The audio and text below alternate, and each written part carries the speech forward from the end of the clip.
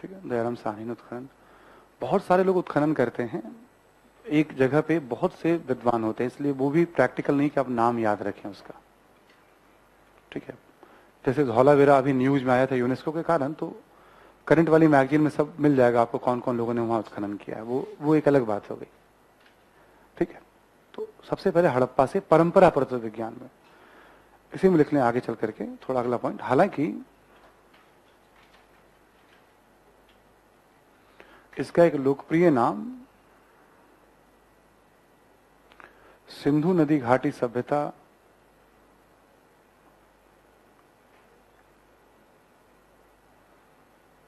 या सैंधव सभ्यता भी है।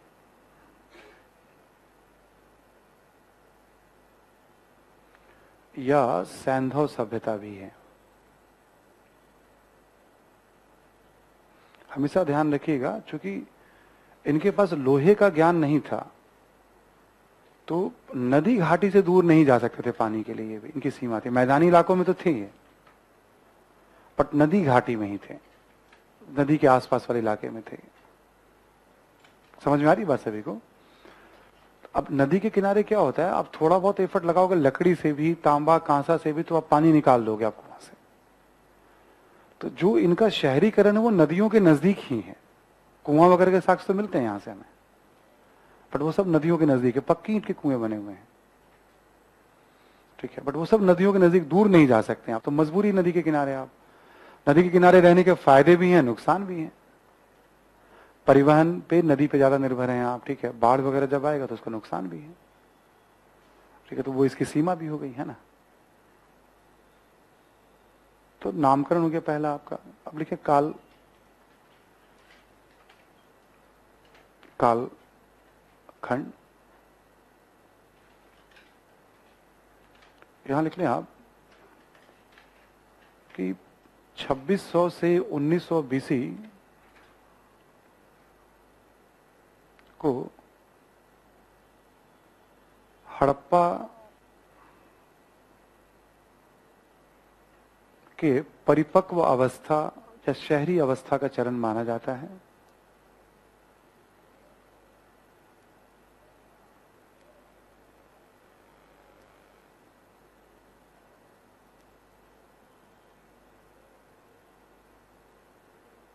ठीक है, ये मेन माना जाता है।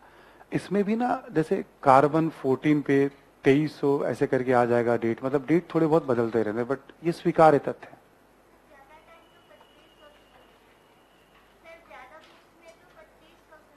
कोई बात नहीं, जैसे किन किन किताबों में।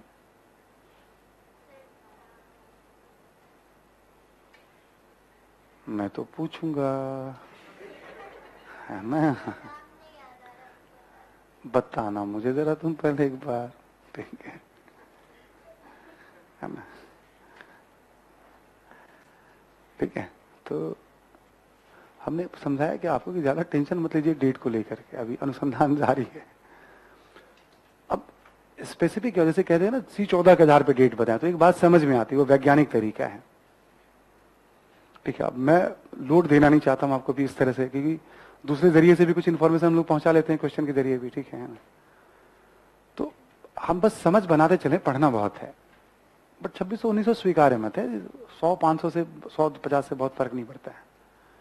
वैज्ञानिक अवधि में फर्क पड़ता है कि हाँ भाई ये मेथड में क्या माना गया। ठीक है, मार्शल कुछ कहते हैं, मैके कुछ कहते हैं, अलग अलग इतिहासकारों ने अलग अलग मत दे रखा है ना हड़प्पा के बारे में भी। ठीक है,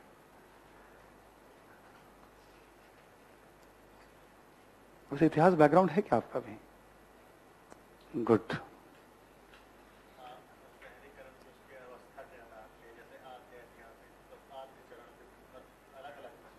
हाँ, क्या? हाँ बिल्कुल शिवम, वो डिपेंड करता है किस किताब को आप मानते हैं। हाँ, मतलब किसको पढ़ते हैं डेट वगैरह में। हाँ, डीपी अग्रवाल का इसमें सबसे बेहतरीन शोध है इस पे, वो किताब नहीं मिलेगी। हाँ वो ठीक है, वो किताब नहीं पढ़ेंगे जल्दी कोई लोग, जानता हूँ। ठीक है, डीपी अग्रवाल का इसमें बहुत अच्छा काम है इसमें, है ना। वो मानने वाली बात है, कोई इशू नहीं है उसमें, हम तो इग्नू को मान के चल रहे हैं। ठीक है, सरकारी किताब को लिखें। और ये बात हमेशा ध्यान रखिएगा, मैं फिर आपको एक बार याद दिला देता हूं कि आप इसमें ज्यादा 100-200 वर्षों के लिए परेशान मत होइएगा। बहुत जगह कालखंड तो मैं डिसाइड कर देता हूं कि भाई इसको ऐसे लेके चलिए आप, क्योंकि वो क्वेश्चन नहीं है,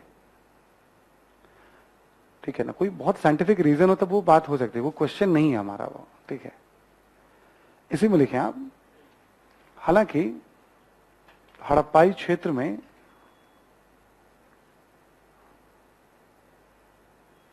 हड़प्पाई क्षेत्र में 3500 से 2600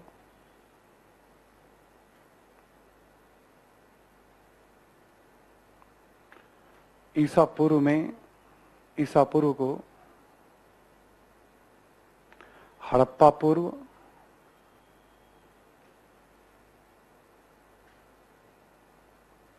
ताम्रपाषाणिक संस्कृति, हड़प्पा पूर्व ताम्रपाषाणिक ग्रामीण संस्कृति,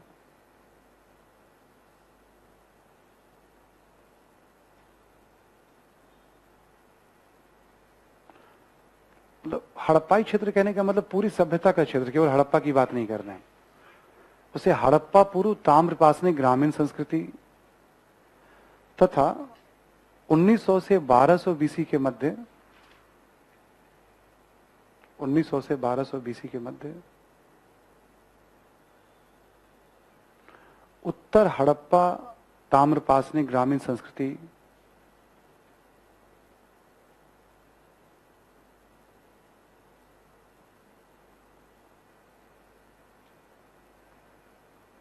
उत्तर हड़प्पा ताम्रपाषाणिक ग्रामीण संस्कृति के रूप में भी इसे जाना जाता है।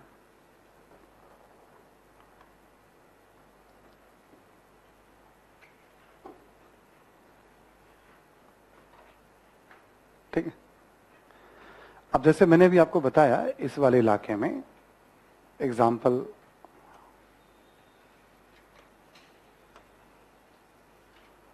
ठीक है, एक पूरा इलाका जैसे हम अभी लें एक बार के लिए, है ना।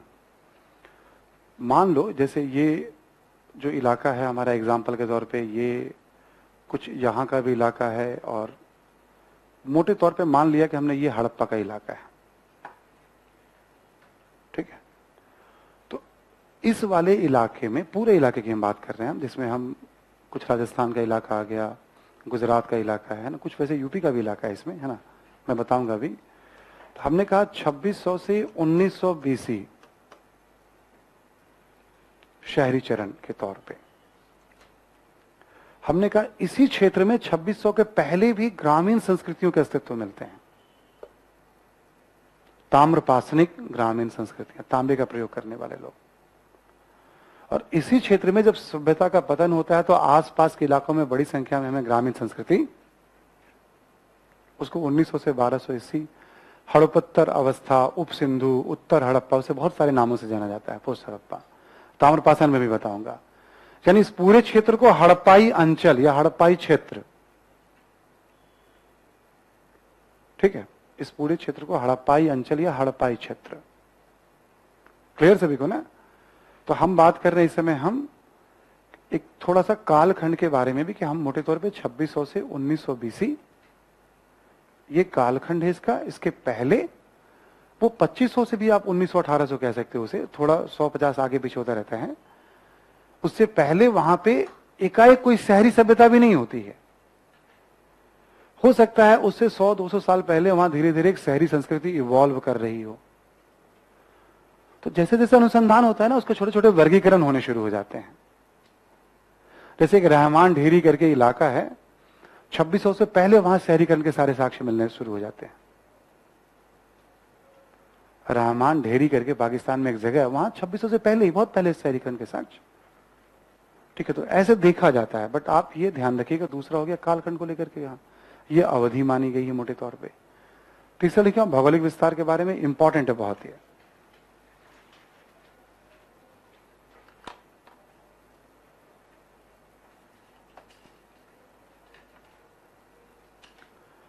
अच्छा, आप सबने शायद किताब में पढ़ी भी हो कि जब रेलवे ट्रैक बिछाया जा रहा था तब हड़प्पा के बारे में पता चला, है ना। हाँ, उस समय लोग उसका ईंट भी यूज कर रहे थे। पहले से भी आसपास के लोगों ने भी ईंटों का खूब यूज किया है वहां पे, ठीक है। जब रेलवे ट्रैक बिछाया जाता पता चला कि अच्छा कुछ ऐसा भी है इसमें, ठीक है। और धीरे धीरे, है ना, क्योंकि गुलामी के दौर में पता चला था, अंग्रेजों ने सबसे पहले, ठीक है, इस बात की जानकारी ली, तो इतनी विकसित सभ्यता भला हमारी कैसे हो सकती है। तो अंग्रेजों ने तभी कहा था 47 के पहले जो उन्होंने अनुसंधान शुरू किया, ये तो बाहर के लोगों ने आके, भारत में अच्छा तो वही होगा जो बाहर से आके करेंगे, यहां के लोग कर ही नहीं सकते। उनको अपने शासन को भी जस्टिफाई करना होता ना था। तो ये आर्गुमेंट तब शुरू हुआ कि बाहर के लोगों ने शायद इस सभ्यता, क्योंकि मेसोपोटामिया की सभ्यता पहले की सभ्यता थी, वहां से ये आर्गुमेंट उभर कर आना शुरू हुआ, ठीक है। फिर धीरे धीरे जब देखा गया, जब देश स्वतंत्र हुआ, अनुसंधान बढ़ने लगे आगे, तो देखा गया कहीं पर भी सभ्यता, शहरी सभ्यता का विकास हुआ है ऐसे, तो वो स्थानीय लोगों के पुरुषार्थ, उन्नत जीवन जीने की जिजीविषा, उन सब का परिणाम होता है। व्यापारिक संपर्क वगैरह से क्या होता है, उसको गति मिलती है। हम ज्ञान का आदान प्रदान भी करते हैं, सीखते भी हैं, हम भी कुछ सिखाते हैं, कुछ सीखते हैं, कहीं आते जाते तो सीखते हैं ना। उस दौर में भी ऐसा ही होता होगा, लेकिन विकास होता है स्थानीय विकास की प्रक्रिया के कारण कहीं पर भी। इसलिए ऐसा अब नहीं माना जाता कि बाहर से लोग आएंगे और सभ्यता को, पहले पहले ये माना गया 47 के पहले, मोटे तौर पे अंग्रेजों का ये मानना था। भौगोलिक विस्तार में हम लिखें, आप जरा एरिया वाइज नाम लिख लेंगे। आप अफगानिस्तान में कुछ नाम लिख लें। आप अफगानिस्तान में भी इसके हमें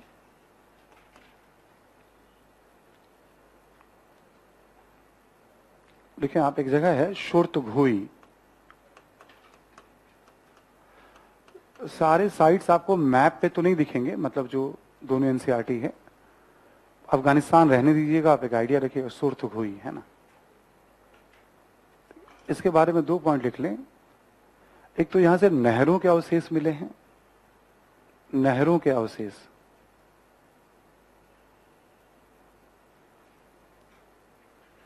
और एक बहुत कीमती पत्थर है, उसे लाजवर्द मणि कहा गया है। लाजवर्द मणि, लाजवर्द मणि का एक महत्वपूर्ण केंद्र था ये, ठीक है, शोर्तघोई। और लिख लें आप जरा, एक जगह है बदखशा और एक है मुंडीगक, अफगानिस्तान में। शोर्तघोई, बदखसा, मुंडीगक। आपको मैप भी एक बार देखना है, आर्य शर्मा या छठी वाली किताब में जितने स्थल हो वही देखिएगा, एरिया याद रखिएगा। हाँ, ये अफगानिस्तान में है। सभ्यता का प्रसार अफगानिस्तान, पाकिस्तान, हिंदुस्तान तीनों जगह था, ठीक है। पाकिस्तान लिखें आप जरा।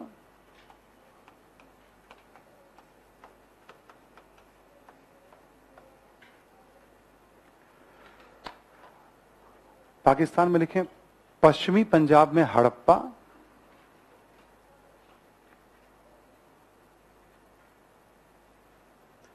पश्चिमी पंजाब में हड़प्पा, ठीक है।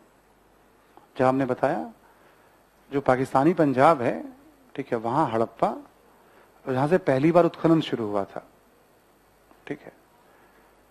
आगे लिखिए आप, सिंध क्षेत्र में, सिंध क्षेत्र में मोहनजोदड़ो, सिंध क्षेत्र में मोहनजोदड़ो, चान्हू दड़ो, चान्हू दड़ो, मोहनजोदड़ो, चान्हू दड़ो, सारे नाम किताब में हैं, इसलिए आप अमरी, अमरी कोट दीजी,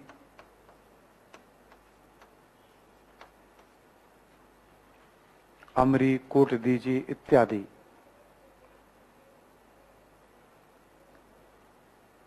ठीक है।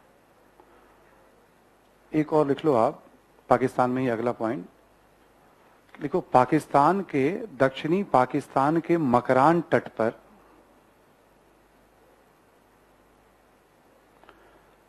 दक्षिणी पाकिस्तान के मकरान तट पर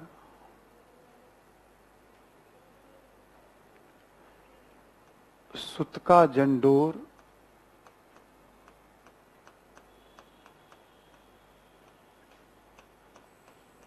सुतका कोह, सुतका जंडोर, सुतका कोह, बालाकोट, बालाकोट, ठीक है। ये जो पाकिस्तान का तटवर्ती इलाका है यहां की बात कर रहे हैं, ठीक है, जो एरिया जो है आपका, ठीक है। ये हो गए पाकिस्तान के कुछ प्रमुख स्थल। अफगानिस्तान में भी मिले हैं, हड़प्पा 2600 से 1900 बीसी के स्थल हैं, ठीक है, एक जैसे फीचर वाले। पाकिस्तान के अलग अलग क्षेत्रों से भी हमें इसकी जानकारी हमें मिल रही है। भारत में लिखे अब आप, भारत में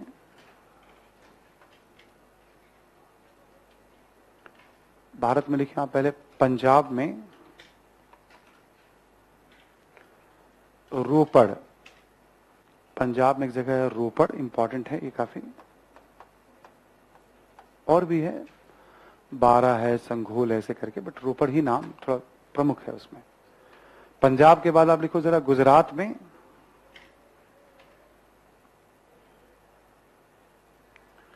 गुजरात में लिखो कच्छ क्षेत्र में, जो ऊपर वाला इलाका है ना, कच्छ क्षेत्र में सुरकोतदा, सुरकोतदा, कौमा धौलावीरा, सुरकोतदा, कौमा धौलावीरा, ठीक है। नीचे जो इलाका आपका जो एक और यू शेप का बनता है, कठियावाड़ क्षेत्र में लिखे आप, कठियावाड़ क्षेत्र में,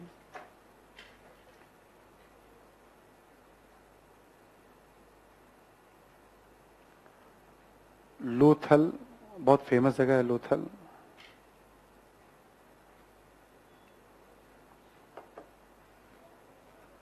रंगपुर,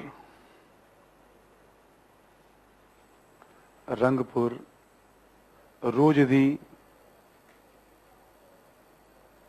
रोजडी, द है रोजदी, कॉमा देके लिखेंगे एक और, प्रभास पाटन, सोमनाथ वाला जो इलाका है,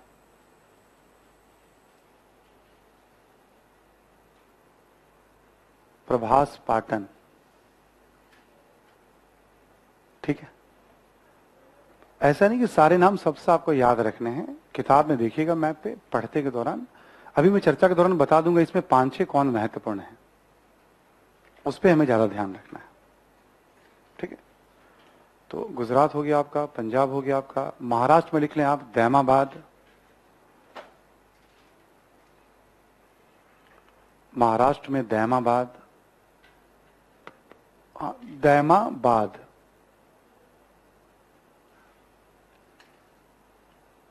हरियाणा में लिखो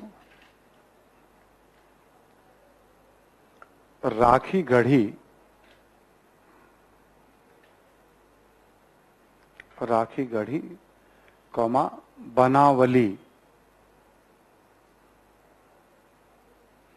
ये भी दोनों बहुत इंपॉर्टेंट है। हरियाणा का जो साइट्स है राखी गढ़ी और बनावली, बहुत सारे यहाँ से अनुसंधान, न्यूज में भी हर एक साल कुछ न कुछ नए कारणों से न्यूज में आ जाता है ये। तो मैगजीन में लगभग 3 साल से तो हम लोग कवर करते हैं, कभी न कभी कुछ न कुछ राखी गढ़ी में एकदम से ब्लास्ट होगा कि भाई ये चीजें मिली हैं, वो करंट का हिस्सा होता है, ठीक है, उसे हम देखते भी हैं उस तरह से। राजस्थान में लिखो आप कालीबंगा, राजस्थान में लिखो कालीबंगा,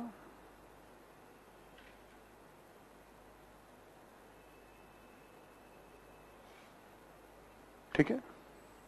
और जम्मू में लिखें आप मांदा, जम्मू में मांदा,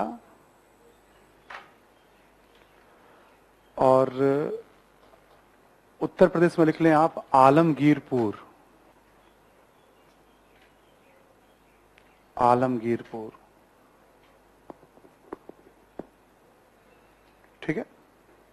तो हम क्या देखते हैं, पूर्व की तरफ पश्चिमी उत्तर प्रदेश, मेरठ के पास का इलाका हो गया आलमगीरपुर, दक्षिण में गुजरात या महाराष्ट्र, इधर मांदा हो गया आपका, इधर सुतका जंडोर, सुतका को एकदम पश्चिम में देखें, उत्तर पश्चिम में देखें तो अफगानिस्तान। बहुत बड़े भूभाग पे सभ्यता का प्रसार रहा है। आर्य शर्मा लिखते हैं लगभग 2800 स्थलों की जानकारी मिल चुकी है हड़प्पा से जुड़े हुए, और उत्खनन भी 5% से कम पे ही हुआ है अभी तक। जिसमें कुछ बड़े शहर हैं जिसमें अभी हमने बताया आपको, अभी बातचीत के क्रम में भी आपको लग जाएगा, जैसे हड़प्पा, मोहनजोदड़ो, लोथल, धौलावीरा, बनावली, राखीगढ़ी, कालीबंगा, ये 7-8 ही मोस्ट इंपॉर्टेंट है जिसके इंफॉर्मेशन हमारे लिए बहुत उपयोगी होते हैं एग्जाम के पॉइंट ऑफ व्यू से। ठीक है, तो हमने क्या अगली बात करी, भौगोलिक विस्तार के बारे में। नामकरण हड़प्पा कहते हैं। कालखंड एक परिपक्व अवस्था, उससे पहले भी उस क्षेत्र में लोग रहते थे, गुजरात हरियाणा इस वाले इलाके में, उसके बाद भी लोग रहते थे, बट शहरी लक्षण दिखाई नहीं पड़ते हैं उसके बाद। ठीक है, ये बात इसमें ध्यान रखने वाली है। भौगोलिक विस्तार एक आइडिया मोटे तौर पे कि कहां कहां से हमें क्या मिल रहा है ना। ठीक है, आगे लिखें आप जरा। ठीक है, हड़प्पा सभ्यता के उदय के बारे में।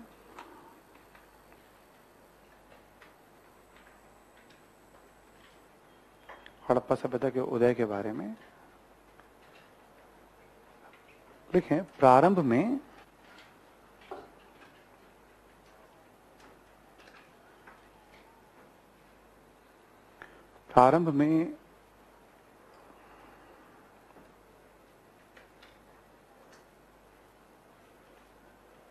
देखें, प्रारंभ में यह धारणा प्रचलित थी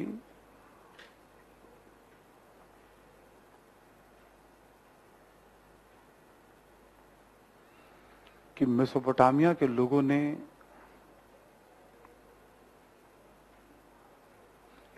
इस सभ्यता का विकास किया,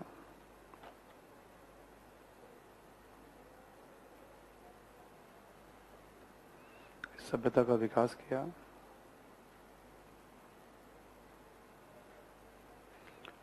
ठीक है, एक मोटे तौर पे बहुत सारे लोग हैं, जैसे ये सब बहुत मिलेगा आपको, दामोदर धर्मानंद गोस्वामी ने ये बोला, मार्टिमर व्हीलर ने ये बोला, जॉन मार्शल ने ये कहा, अर्नेस्ट मैके ने ये, मतलब ऐसे नाम बहुत मिलेंगे, कोई उसको हटा दीजिएगा आप, उसका कोई लिमिट नहीं है। जिसका लिमिट नहीं हो, जिसका कोई आधार नहीं हो, उसमें ट्रैप ही नहीं होना है हमें। ठीक है, यूपीएससी ने वैसे सवाल पूछती है, पीसीएस वगैरह में कभी कभी कहीं हो सकता है पूछे गए हों, मुझे ध्यान नहीं है, इट में भी। तो पीसीएस के अकॉर्डिंग भी स्ट्रेटजी इतनी होती है ना कि आप उसके पेपर को बना जाइए, आप जो पूछे गए हैं। यदि 20 साल के पेपर को बना लेंगे आप तो कमोबेश चीजों को कवर कर लेंगे आप, इतना ही ऐड करना होता है इसमें। एक तो ये बात विकास कैसे मिलेगा। हालांकि आधुनिक शोधों में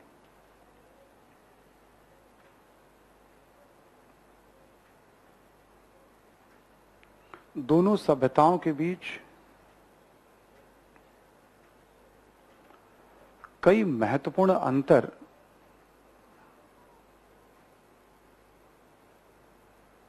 को आधार मानते हुए इसे महत्व नहीं दिया जाता है।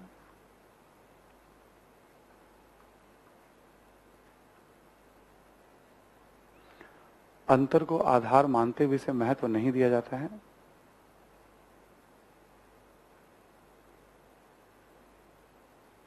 ठीक है, जैसे दोनों की लिपि में अंतर,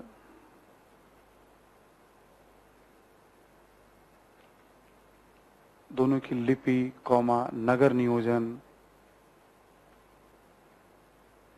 जल निकासी व्यवस्था,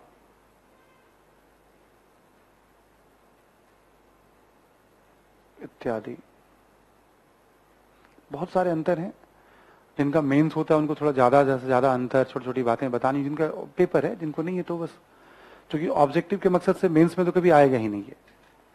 ऑब्जेक्टिव के मकसद से कि भाई क्या मत दृष्टिकोण पता हो हमें, एक होता है ना टॉपिक पे पूरी समझ होनी चाहिए हमारी, वो वाली बात होती है ऑब्जेक्ट या सब्जेक्टिव में, हमें जीएस में। तो जैसे अब लिपि का ही अंतर बहुत बड़ा अंतर हो जाता है अपने आप में। वहां से बेहतर टाउन प्लानिंग उन्होंने यहां पे क्यों किया, पक्की ईंटों का कोई तुलना ही नहीं, हमने ज्यादा यूज किया है। ठीक है, आप देखोगे जो जल निकासी व्यवस्था है उनसे बहुत बेहतर है यहाँ की। खान पान में भी बहुत सारे अंतर हैं, ठीक है, खान पान में भी बहुत सारे अंतर हैं, पशु पक्षियों में भी, चलो तो अंतर प्रकृति के जगह के कारण भी हो जाते हैं, तो बहुत सारे अंतर हैं जिन अंतरों के आधार पर एक तो महत्व नहीं दिया जाता है। लेकिन यह माना जाता है कि मेसोपोटामिया के संपर्क से शहरीकरण की प्रक्रिया को गति मिली होगी, ठीक है, ये माना जाता है। मतलब कहीं पे भी ना जब संपर्क करते हैं ना, हम आते जाते हैं, हमसे कोई सीखता है, हम उससे सीखते हैं, ऐसे करके आदान प्रदान होता रहता है। समझ वाली बात है, तो इसको एक्सेप्ट करना पड़ता है। आगे लिखें आप। साथ ही स्थानीय संस्कृतियों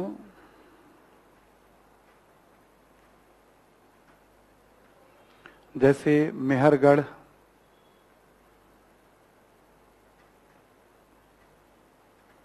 या बलूचिस्तान, मेहरगढ़ या बलूचिस्तान, कालीबंगा,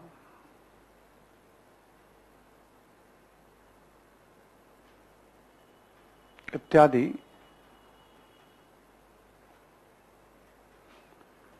से या इत्यादि संस्कृतियों के विकास का परिणाम माना जाता है।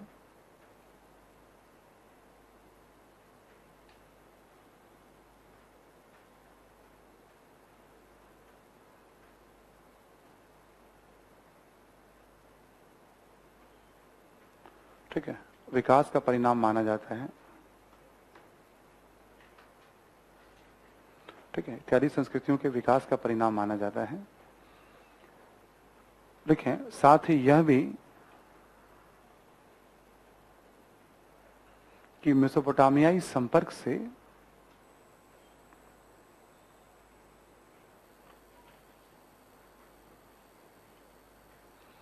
शहरीकरण की प्रक्रिया को गति मिली होगी।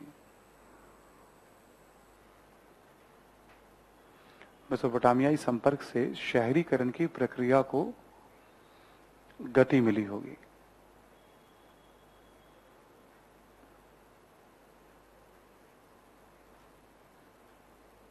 ठीक है, तो कभी जैसे ना निम्नलिखित कथनों पर विचार करें तो मानना है स्थानीय संस्कृति के विकास का परिणाम।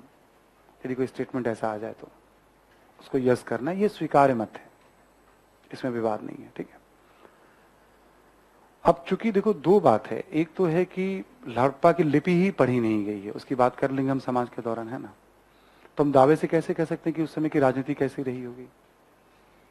उत्खनन भी बहुत कम हुआ है, लेकिन साक्ष्यों के आधार पर यह अनुमान लगाया जाता है कि कोई ना कोई केंद्रीकृत व्यवस्था रही होगी।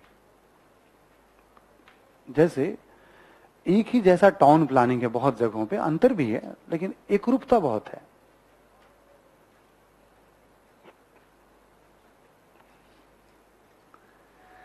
एक ही जैसा टाउन प्लानिंग है लेकिन एकरूपता बहुत है। बीच में गायब हो जाते हो, हैं? गायब नहीं होते, ठीक है। तो एकरूपता बहुत है। अब जैसे मान लो मिट्टी के बर्तन हैं, पक्की ईंटों का है, मापने की कोई चीज है, तौलने की कोई चीज है, इतने सारे जो 100 500 1000 किलोमीटर दूर है, उस वहां पे भी इस तरह की यूनिफॉर्मिटी कैसे आ सकती है? कोई मानक को निर्धारित करने वाला कोई तो व्यवस्था रही होगी। हमें नहीं पता मतलब किस तरह की व्यवस्था रही होगी, है ना। एक जैसे लिपि है हर जगह, मतलब ठीक है, तो निश्चित तौर पे कुछ ना कुछ व्यवस्था रही होगी, बट क्या पता नहीं। तो एक माना जाता है केंद्रीकृत व्यवस्था रही होगी, एक माना जाता है कि नगर प्रशासन जैसी कोई चीज रही होगी, और कहीं ना कहीं व्यापारियों का समाज में बहुत महत्व। राजनीति के बारे में 3 निष्कर्ष निकाले जाते हैं, महत्वपूर्ण निष्कर्ष। लिख लें आप जरा।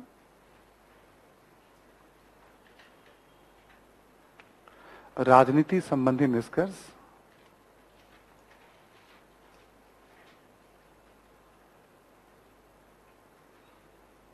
राजनीति संबंधी निष्कर्ष।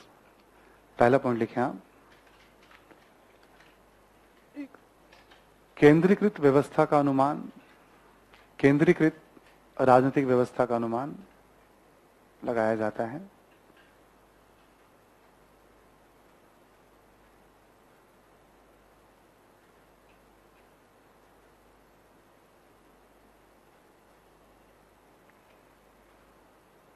ठीक है, केंद्रीकृत व्यवस्था का अनुमान लगाया जाता है। असल में क्या है, यहाँ पे ना कुछ खास किस्म की आवाज आती रहती है यहाँ पे, है ना। पानी का शायद ऊपर से पानी गिरता हो एसी वगैरह का, तो मुझे लगता है वो है। हाँ,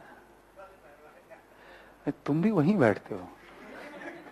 पता है क्यों मैं ये बात कह रहा हूँ? देखो गुड़िया को भी हमने देखा, कल वहां बैठी तो वो भाग के वहां चली गई है। अच्छा, लेट हो गए थे तुम। देखो कभी कभी अनुमान गलत हो जाते हैं।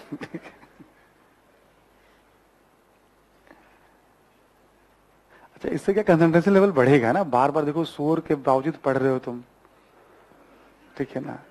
शोर को स्वीकार करने की क्षमता बढ़ती है हमारी, नहीं बढ़ती है? मजा नहीं, शोर भी हो रहा फिर भी एक्सेप्ट कर रहे हैं उसको हम। पहला निष्कर्ष लिखा आपने, इसका बेसिस क्या हमने बताया आपको, ये आगे पढ़ भी लेंगे हम। एक जैसे शहरों की प्लानिंग, पक्की ईंटों का, नालियों की व्यवस्था, अनाज संग्रह की व्यवस्था, माप तौल की व्यवस्था, बर्तन, मनके, मुहर, इन एकरूपता के आधार पर अनुमान लगाया जाता है। एक दूसरा पॉइंट लेकिन निष्कर्ष में ही, नगर प्रशासन के अस्तित्व का अनुमान भी, नगर प्रशासन के अस्तित्व का अनुमान भी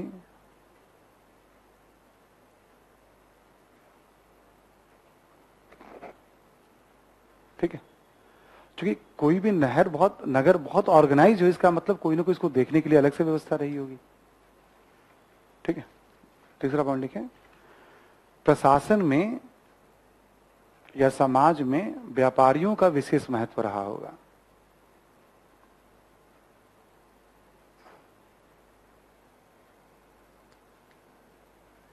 प्रशासन में या समाज में व्यापारियों का विशेष महत्व रहा होगा, ठीक है। जैसे 1000 किलोमीटर के डिस्टेंस पे भी एक जैसी वस्तुएं मिल रही हैं, तो कोई रेगुलेट करता होगा, कोई ले आता ले जाता होगा। बाकी लोकतंत्र था कि राजतंत्र था कि सैन्य तंत्र था, कौन सा तंत्र था पता नहीं, कौन सी राजधानी थी, कुछ भी दावे से हम नहीं कह सकते, इसलिए उसमें जाना ही नहीं है। क्लियर सभी को? तो हम लोगों ने अभी चर्चा हड़प्पा की शुरुआत में कुछ सामान्य बातें हड़प्पा के बारे में, एक तो कालखंड से संबंधित अंडरस्टैंडिंग दी आपको, ठीक है, और दूसरा हमने अभी जो बताया आपको, एक तो नामकरण, कालखंड, भौगोलिक विस्तार, उदय और राजनीति, ठीक है। अब हम लोग इसके बाद अर्थव्यवस्था, समाज, कला, धर्म और पतन की बात करेंगे, लेकिन ब्रेक के बाद। साफ। तो हम लोग फिर एक बार बात करते हैं हड़प्पा के ऊपर, है ना। और अभी चर्चा हुई, जो सामान्य जानकारी थी हड़प्पा के बारे में वो बताया कुछ मैंने आपको। अब हम लोग बात करेंगे हड़प्पन इकोनॉमी के बारे में, सोसाइटी के बारे में। अभी पूरी एंशिएंट हिस्ट्री में और मेडिवल हिस्ट्री में हमें इकोनॉमी और सोसाइटी दोनों पढ़ना है, अलग अलग टॉपिक में भी, हर काल की अर्थव्यवस्था के बारे में जानकारी। जब भी हम अर्थव्यवस्था की बात करते हैं तो कुछ महत्वपूर्ण बातों का ध्यान रखते हैं, ये मेंस में लिखना भी पड़ सकता है आपको, ठीक है। इसलिए एक स्ट्रक्चर छोटा सा है इकोनॉमी के बारे में। पहले अर्थव्यवस्था पे आप कृषि की बात हमें करनी है। शुरू में तो पशुपालन की भी बात थोड़ी बहुत होगी, बट आगे चल करके इसकी बहुत ज्यादा बात नहीं होनी, कृषि पशुपालन की। जैसे हम कहें ना हड़प्पाई अर्थव्यवस्था, तो हम उसमें कृषि के बारे में कुछ बताएं, पशुपालन के बारे में बताएं, है ना, ऐसे हम लेकर चलें। शिल्पों की बात होगी, अलग अलग क्राफ्ट की। हड़प्पा जाना भी जाता है, इसके लिए बहुत इंपॉर्टेंट भी है ये, जब हम शिल्प की चर्चा करेंगे हम, ठीक है। और इसी में हम व्यापार की भी बात करेंगे, व्यापार के साथ ही परिवहन की बात हो जाएगी, सिक्कों की बात करेंगे हम, क्वाइंस या विनिमय, और शहर की भी बात होगी, ठीक है।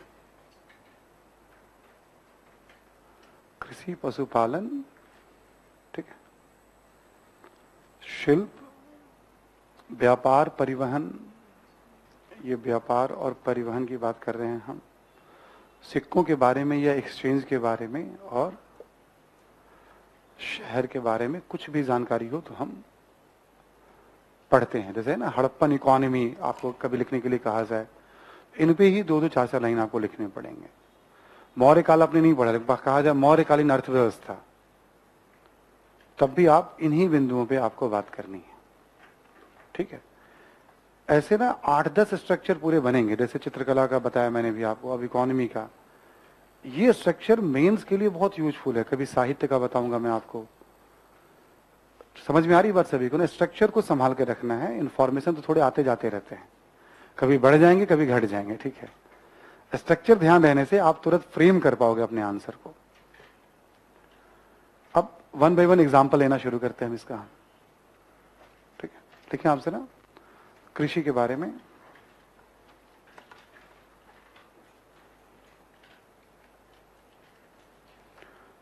देखिए हड़प्पाई शहरीकरण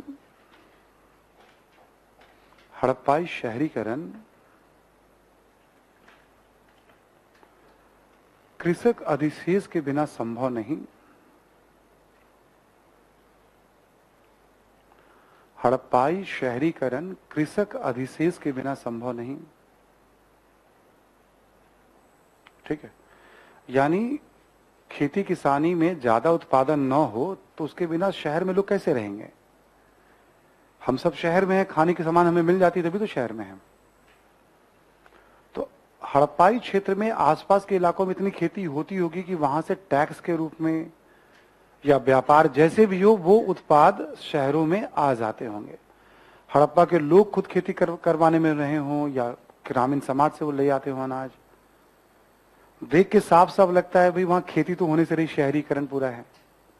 या हम कहाँ फसल उपजाएंगे खाने के लिए? हम लोग इस इलाके में पूरी कंक्रीट है, पत्थर बना हुआ पूरा का पूरा शहर है ना, तो संभव नहीं है पहली बार। यानी अधिशेष तो था तभी शहरीकरण होगा। लेकिन हालांकि कर दीजिएगा, हालांकि हड़प्पाई शहरों से भी कुछ कृषि उत्पादों के साक्ष्य मिलते हैं।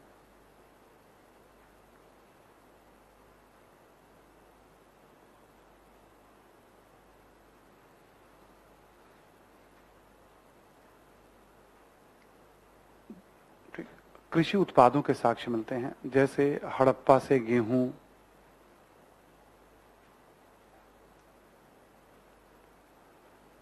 बनावली से जौ, हड़प्पा से गेहूं, बनावली से जौ,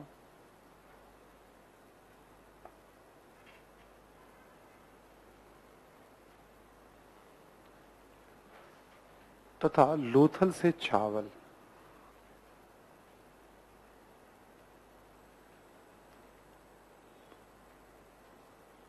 ठीक है,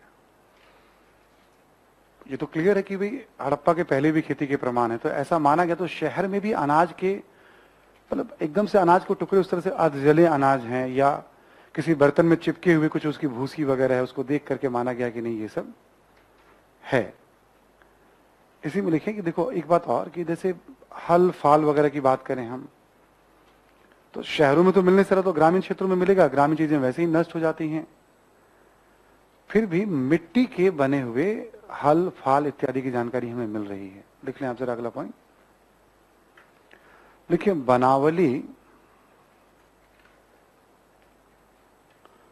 बनावली हरियाणा में हो गया आपका। और एक जगह है जिसका नाम लिखा नहीं था हमने, पाकिस्तान में है, चोलिस्तान। चोलिस्तान लिखो। बनावली एवं चोलिस्तान से मिट्टी के हल के साक्ष्य मिलते हैं। मिट्टी के हल के साक्ष्य मिलते हैं।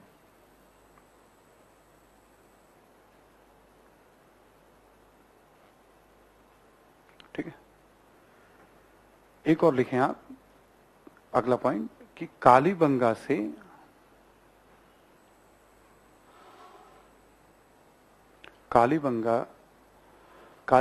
के हड़प्पा पूर्व चरण कर दीजिएगा। हड़प्पा पूर्व चरण से ये यूपीएससी में पूछा भी है पहले एक दो बार। हड़प्पा पूर्व चरण से हल रेखा के साक्ष्य,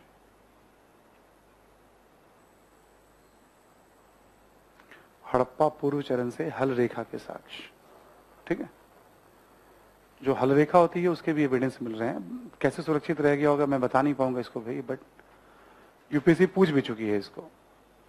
क्या करते हैं, जैसे यूपीएससी में पहले कुछ सवाल पूछे गए, एक तरफ 4 शहरों के नाम होंगे और दूसरी तरफ उसको मिलाने के लिए कुछ कुछ इंफॉर्मेशन, जैसे मिट्टी के हल, इधर एक शहर का नाम होगा, ऐसे करके उसको मैच करिए आप। ये क्वेश्चन आ चुका है। मतलब इन सब से पता चलता है शहरों से भी कि खेती का ज्ञान तो काफी विकसित रहा ही होगा उस समय। एक और पॉइंट लिखो आप,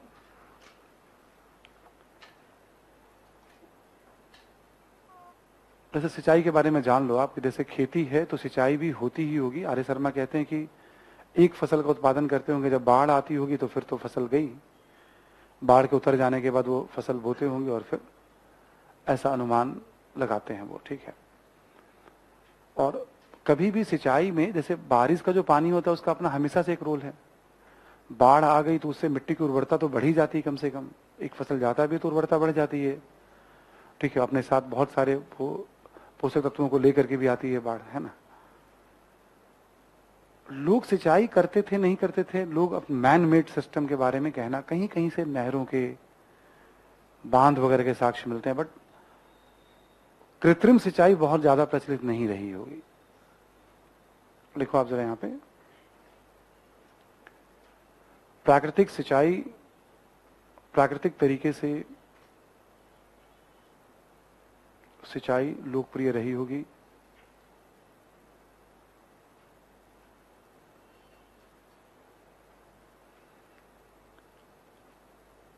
हालांकि धौलावीरा में विकसित जल प्रबंधन की जानकारी मिलती है।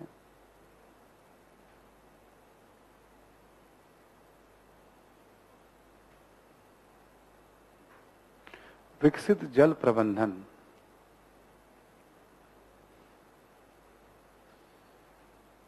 एक मतलब धौलावीरा में क्या जलाशय बहुत मिला है, पत्थरों का बना हुआ है पानी को स्टोर करने के लिए, है ना। तो जैसे मान लो शहर के अंदर है तो वो ज्ञान यहां से 50 किलोमीटर दूर भी जा सकता है, कहीं खेती होती होगी तो। बट ग्रामीण क्षेत्रों के एविडेंस तो मिलने से रहे हमें, ठीक है, दूर भी जा सकता है। तो विकसित जल प्रबंधन इसी में लिखें। कुछ एक शहरों से नहरों एवं बांधों के भी साक्ष्य, नहरों जैसे हमने बताया सुरतुघोई थोड़ी देर पहले, कुछ एक शहरों से नहर एवं बांधों के भी साक्ष्य,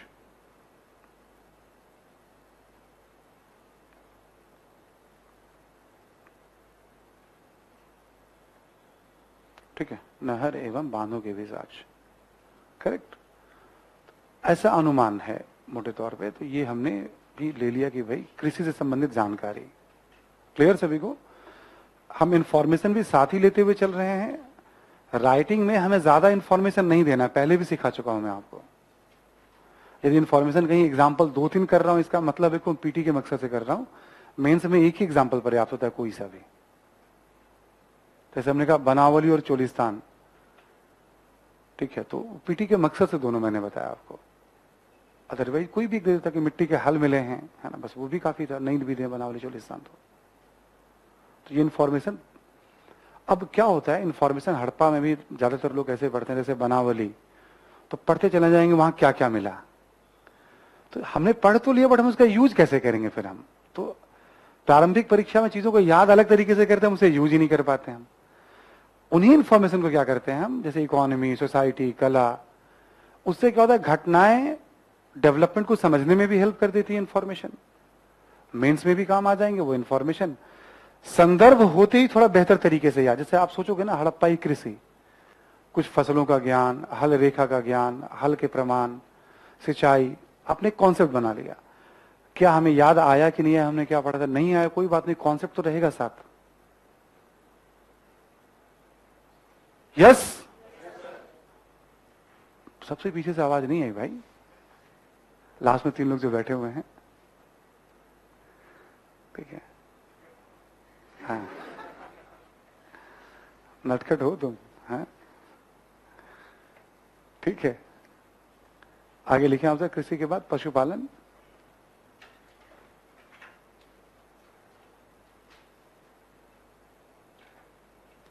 ऐसे लिख लिया आप, कुत्ता बिल्ली थोड़ा बहुत लिख लीजिए, आप क्या करिएगा, है ना। भेड़ बकरी गाय,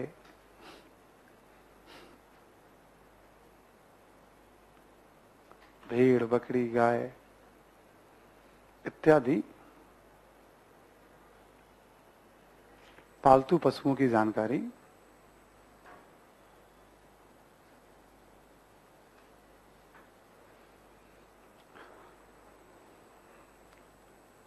अब देखो, जानकारी का आधार क्या होता है, एक तो आधार हो गया हड्डियां मिल रही हैं, ठीक है, और एक आधार हो गया मुहर बने हुए हैं, सील। जैसे लोग मुहर बनाते हैं अपना ना, मुहर आपका भी मुहर होगा जब अधिकारी बनेंगे आप, ठीक है, भारत सरकार वाला वो रहेगा, उस पर पैड होगा, लेटर पैड, जिसमें 3 स्तंभ लगे हुए रहेंगे, है ना, ठीक है, वो अलग ही उसका एक ऑरा होता है, और ठीक है, प्लस एक भाई सील लगा दिया आपने, तो उसमें बहुत सारे ऐसे मिट्टी के मुहर मिले हैं, मिट्टी के तो कम, मतलब पत्थर के मुहर मिल रहे हैं, जिसमें बहुत सारे पशुओं की आकृतियां बनी हुई हैं। और ये तो बस एक साइंटिफिक तरीके से एक अनुमान लगाया जाता है कि भाई लिपि तो पढ़ी नहीं गई है, तो ये सब पालतू पशु रहे होंगे। इनफैक्ट बहुत सारे जंगली पशुओं की भी जानकारी हमें मिलती है, बाघ के बारे में, ठीक है, शेर के बारे में, उन सब की भी आकृतियां हमें, एक यूनिकॉर्न है, बड़ा यूनिक सा है, मतलब एक सिंह वाले एक जानवर, ऊंट की हड्डियां मिल रही हैं, 12 सिंगे की हड्डियां मिल रही हैं, बहुत सारे पशुओं के बारे में जानकारी। तो पॉसिबल नहीं कि हम सबके बारे में याद रखें, हम कैमल राजस्थान से ही मिलेगा, 12 सिंगा हो गया, बट वो जो यूनिकॉर्न है ना, एक सिंह वाला, उसको कोई मिथकीय पशु, मतलब माइथोलॉजिकल कुछ उसका इंपॉर्टेंस रहा होगा, माना गया है, ठीक है। ये नहीं कह सकते कि क्या उसका रहा होगा, कुछ हो सकता है धार्मिक महत्व रहा हो, काल्पनिक रहा हो, या वैसे पशु भी होते हो। तो कुछ पालतू पशु है ना। अब विवाद कहां फंसता है, घोड़े को लेकर के, जहां कोई जैसे घोड़े के बारे में ज्ञान था या नहीं। असल में एक समस्या ये है कि भारत में इतिहासकारों का एक वर्ग मानता है कि जो आर्य थे, मतलब जो वैदिक लोग थे, उन्होंने ही हड़प्पा सभ्यता, उनकी ही हड़प्पा सभ्यता रही है। एक इस पे अनुसंधान पे बल चलता है, पॉलिटिकल आइडियोलॉजी भी है, सरकार चल भी रही है, ठीक है ना। और एक चलता है कि नहीं, ऐसा नहीं था, मार्क्सवादी ज्यादातर जो है, मतलब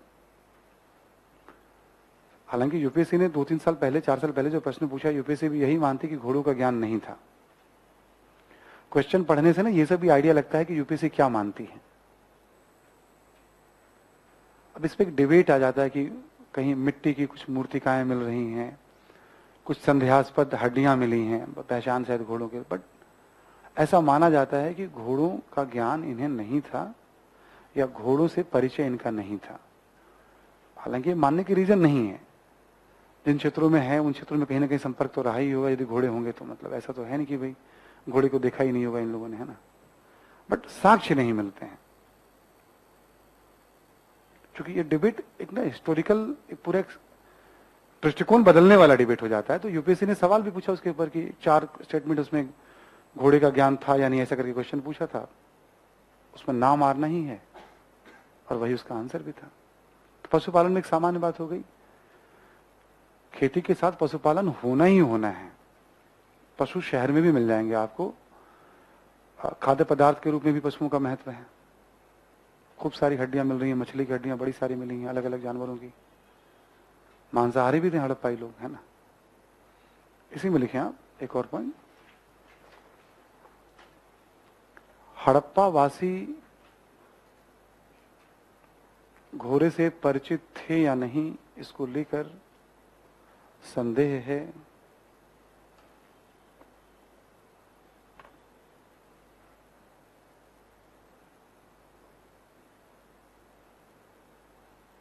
इसको लेकर संदेह है, ठीक है। देखें, लोथल से एक मिट्टी की मूर्तिका मिली है,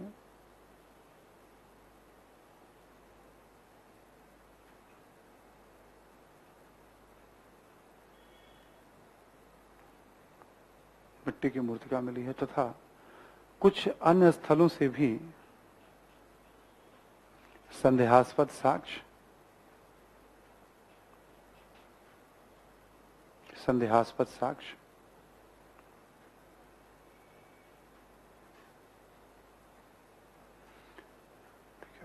इसे में लिख लें आप। ऐसा माना जाता है कि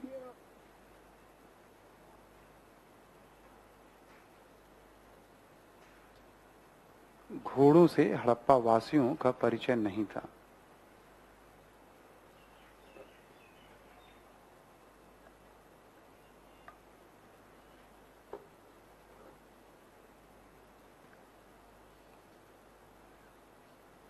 ठीक है, परिचय नहीं था। इसके बाद लिखें शिल्प।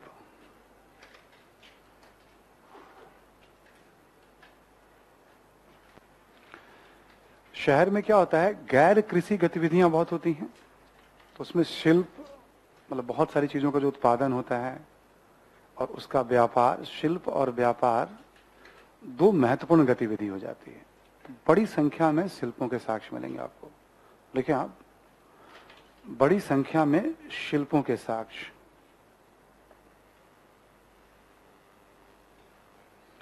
और पॉइंट मिलकर चलिएगा आप।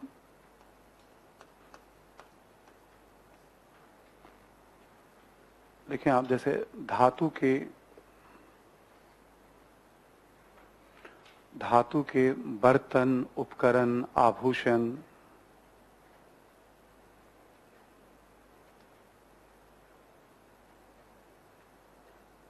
ठीक है, धातु के बर्तन, उपकरण, आभूषण इत्यादि कर दीजिए आप।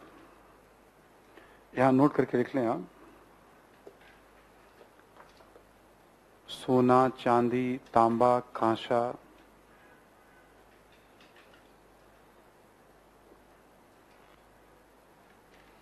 इत्यादि का ज्ञान। सोना, चांदी, तांबा, कांसा, टीन है ना, टीन भी कर लीजिए आप, इत्यादि का ज्ञान। लोहे का ज्ञान नहीं, या लोहे के साक्ष्य नहीं। ये जो लोहा है ना, इसको लेके कई बार एग्जाम में ऑब्जेक्टिव में प्रश्न पूछे गए हैं। ऑप्शंस वगैरह ऐसे बनाए जाएंगे कि लोहे का ज्ञान था, या सोने की कुछ बर्तन मिल रही हैं, चांदी की कुछ मुकुट वगैरह बर्तन मिले हैं, कांसा बन रहा है तो तांबा और टीन का ज्ञान है तभी कांसा बन रहा है। और हड़प्पावासी पहले माने गए हैं जिन्होंने कांसे का प्रयोग भारतीय उपमहाद्वीप में। हड़प्पा सभ्यता को कांस्य युगीन सभ्यता भी कहते हैं, ब्रोंज एज सिविलाइजेशन भी कहते हैं। नदी घाटी सभ्यता, कांस्य युगीन सभ्यता, है ना। तो धातु से बने हुए तो आभूषण तो बड़ी संख्या में मिलेंगे आपको।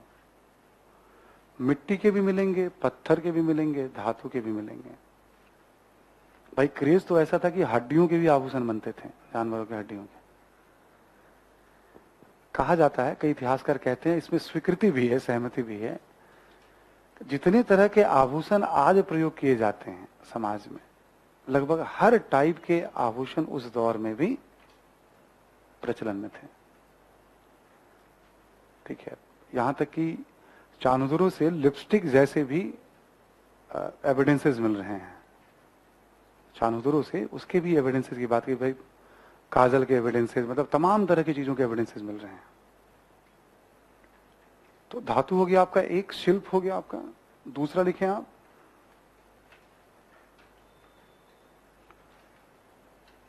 देखें आप, एक अनुपात में या एक आकार के पक्की ईंटों का निर्माण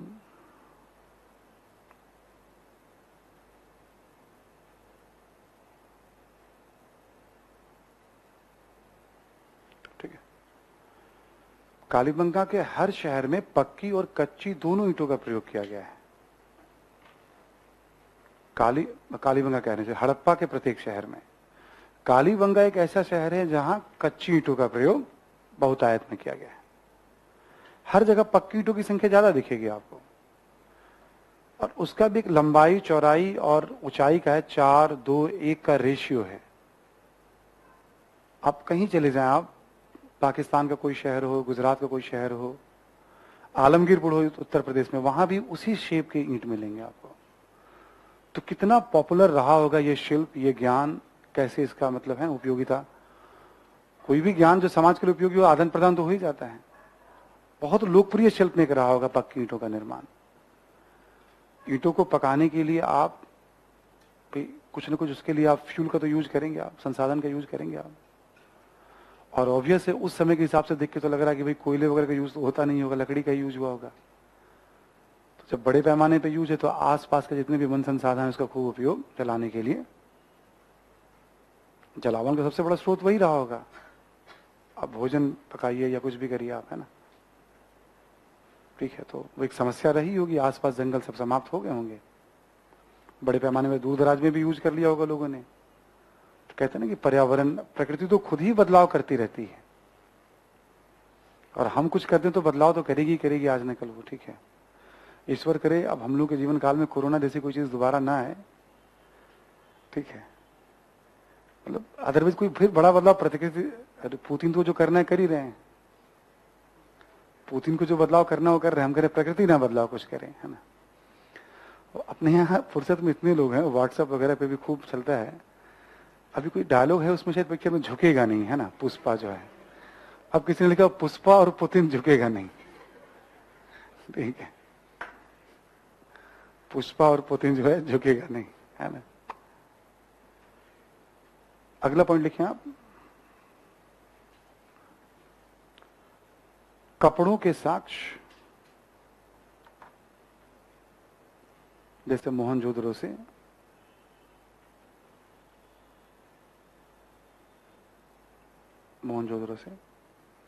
इसी में लिखें आप, पत्थर की एक मूर्ति से कढ़ाई वाले चादर का प्रमाण।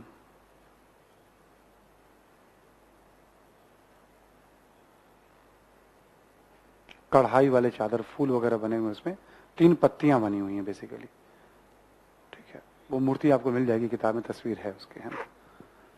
मोहनजोदड़ो से कुछ इसका टुकड़ा वगैरह भी, छाप वगैरह मिल रहे हैं, है ना, और तकली वगैरह के भी प्रमाण मिल रहे हैं। तो ऐसा माना गया कि भाई ये भी एक महत्वपूर्ण शिल्प रहा होगा, मेहरगढ़ से इसे जोड़कर देखा जाता है। तो तीसरा हो गया। चौथे नंबर पे लिखें आप, हाथी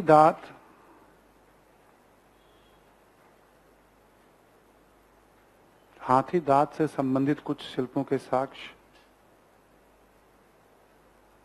लोथल एवं मोहनजोदड़ो से।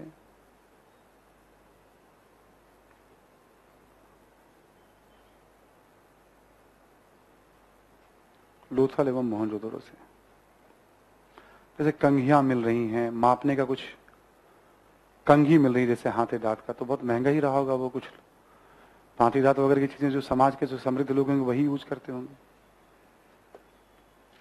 आगे लिखें आप, बड़ी संख्या में मनके, बीड का प्रमाण, बड़ी संख्या में मनके का प्रमाण, सेलखड़ी, अधिकांशतः मनके सेलखड़ी पत्थर से निर्मित,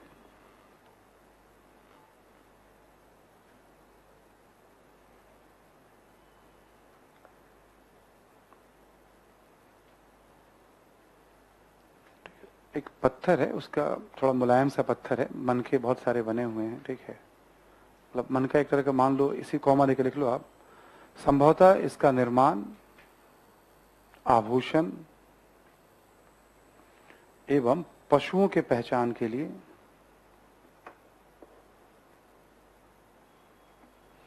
आभूषण एवं पशुओं के पहचान के लिए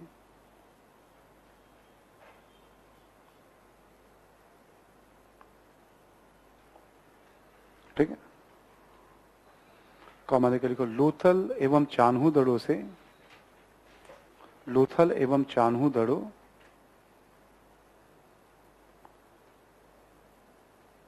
मन का निर्माण का प्रमुख केंद्र रहा होगा।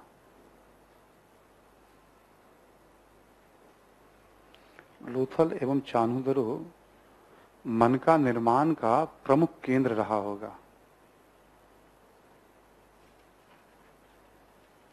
ठीक है, मन का निर्माण का प्रमुख केंद्र रहा होगा। वहां से ना बड़ी संख्या में कुछ घरों से मनके के साक्ष्य मिल रहे हैं। गले में या हाथ वगैरह में पत्थरों के जो आभूषण चलते थे, कुछ ऐसे भी आभूषण हैं जिसमें मतलब बीच में एक होल सा बना हुआ जिसमें आप धागा डाल करके आप उसे पहन सकते हैं गले में। तो पशुओं के या इंसान को ठीक है, मतलब ऐसा माना गया है। मनके के बाद लिखें, एक बहुत फेमस शिल्प रहा है मन का, ठीक है। एक लिखें आप मोहर, मोहरे।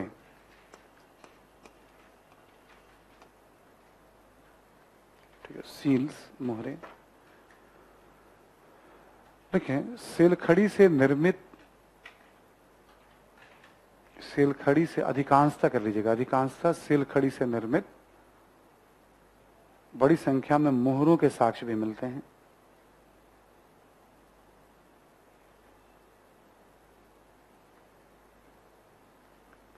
बड़ी संख्या में मोहरों के साक्ष्य भी मिलते हैं।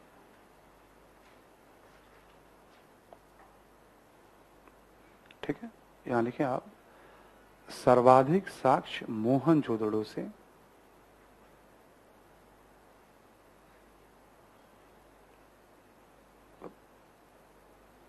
सबसे ज्यादा जो मोहरें मिलती हैं वो मोहनजोदड़ो से मिल रही है ना। ठीक है, मोहनजोदड़ो से। लिखें, एक और पॉइंट कॉमा देखिए, मोहरों से हड़प्पाई लिपि,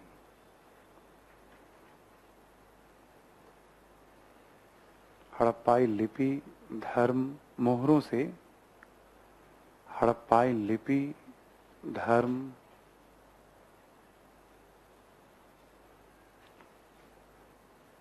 पशु पक्षी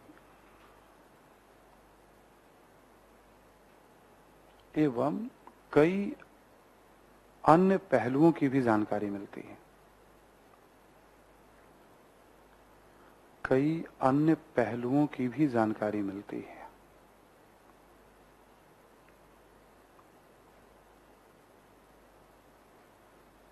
ठीक है,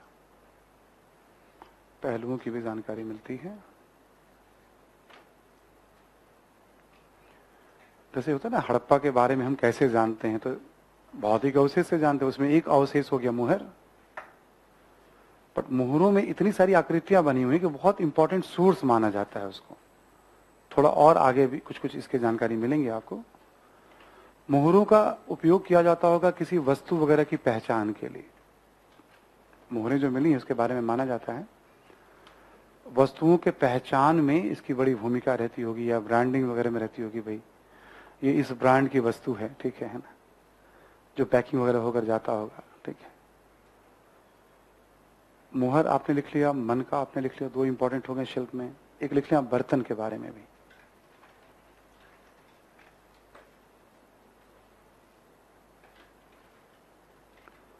देखिए, लाल एवं काले रंग से निर्मित बड़ी संख्या में मिट्टी के बर्तन,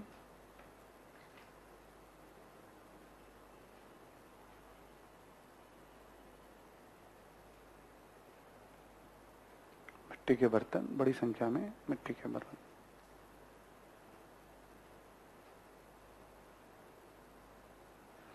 बहुत तरह के बर्तन होते हैं। बर्तन का मतलब केवल एक जार जैसा नहीं, या ठीक है, बहुत थाली हैं, कटोरियां हैं, मतलब तमाम तरह के बर्तन हैं, है ना। तो ये भी एक लोकप्रिय शिल्प था। हर एक शहर में आपको दिख जाएगा मिट्टी के बर्तन। ठीक है, हर एक शहर में आपको मिट्टी के बर्तन दिख जाएंगे। और नोट करके लिख लें आप,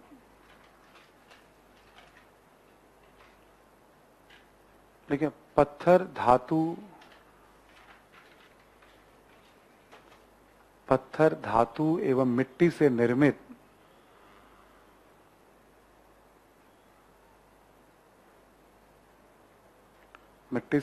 बड़ी संख्या में मूर्तियों के साक्ष्य,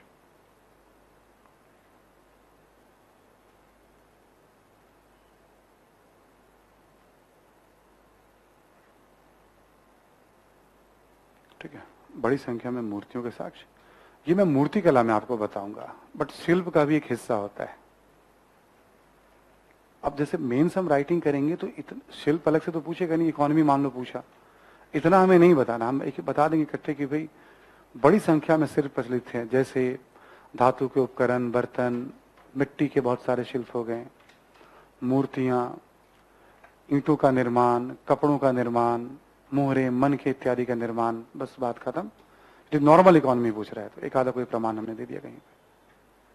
इतना बताने का मकसद ये है कि आप ऑब्जेक्टिव के मकसद से ही हम इसको आपको ये बाइफरकेट करके बता रहे हैं। आपको समझ में आ रही है बात सभी को? ठीक है। अब अगला हिस्सा क्या है हमारा शिल्प के बाद? व्यापार परिवहन। क्या? हाँ, मिट्टी, हाँ वही मिट्टी के बर्तन है, हाँ वही है, ठीक है। पॉटरी को ही मतलब उसको आप अपनी भाषा में कह रहे हैं आपको हम। अभी थोड़ा जैसे मैं मिट्टी के बर्तन के बारे में कुछ और जानकारी दूंगा आपको जब थोड़ा हड़प्पाई चित्रकला की बात करूंगा। बहुत सारे चित्रों के भी साक्ष्य मिले हैं। एक चालाक लोमड़ी का भी चित्र मिला है। अब सोचिए कैसे पता चलेगा कि लोमड़ी चालाक ही रही होगी वो, ठीक है। सवाल जब कोई कर दे तो, है ना। पंचतंत्र में कहानी है ना कि भाई कौवा जो है बहुत, ठीक है, तो एक पेड़ पे कौवा को बैठे हुए दिखा हुआ, मुंह में कुछ लिए हुए, नीचे एक लोमड़ी को उसकी तरफ। तभी तो कहा जाता है कि भाई जैसे पंचतंत्र की बहुत सारी कहानियां माना जाता है कि हजारों साल से हमारे समाज में प्रवाहित हो रही हैं, ठीक है। तो हड़प्पा में भी वो भी लोथल से मिल रहा है 2000 2500 आज से 4500 साल पहले। हो सकता है हमने कहानियों को बाद में लिपिबद्ध किया किसी विष्णु शर्मा या किसी, पर वो कहानियां समाज में चलती रहती होंगी देश के अलग अलग हिस्सों में। मतलब जितनी अधिक से अधिक जानकारी, सटीक जानकारी मिलेगी ना, उतना ही अपने आप में एक आकर्षण का विषय होगा, ठीक है। तो कुछ फिर बात कर लेंगे आपसे हम। अब लिखो व्यापार के बारे में, लिखे आंतरिक एवं बाह्य व्यापार की जानकारी, आंतरिक एवं बाह्य व्यापार की जानकारी,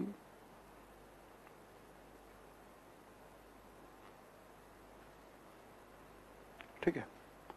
यहां लिख लो आंतरिक व्यापार में सोना कर्नाटक से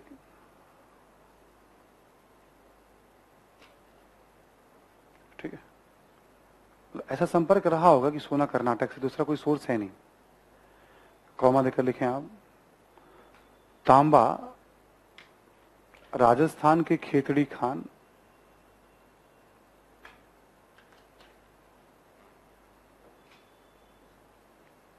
ब्रैकेट में लिख लो, इसे गणेश्वर जोधपुरा संस्कृति भी कहा गया है।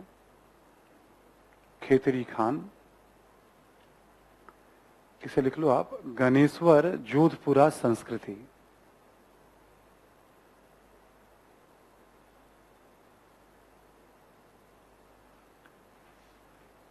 कुछ कुछ स्थल हो, जैसे गणेश्वर एक फेमस स्थल है, आर्य शर्मा अपने जगह उल्लेख करते हैं उसका, ठीक है।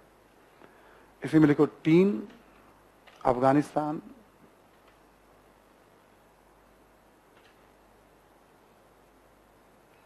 कीमती लकड़ी जम्मू,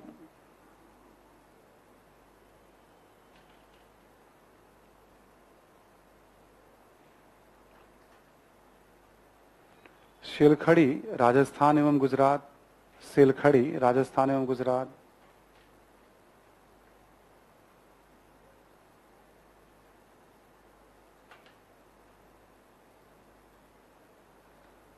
आपने लाजवर्द मनी पहले ही बता दिया, अफगानिस्तान से।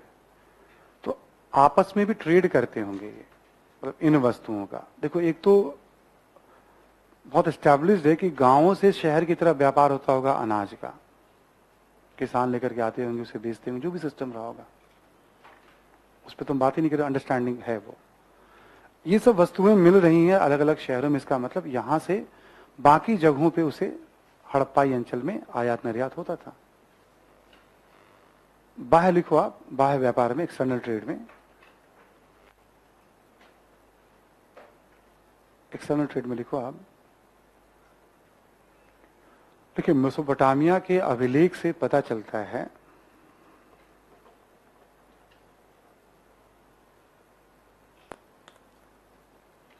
मेसोपोटामिया के अभिलेख से पता चलता है कि हड़प्पा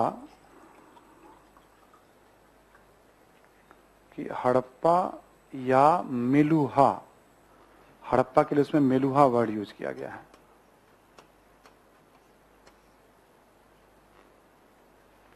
हड़प्पा या मेलुहा का संबंध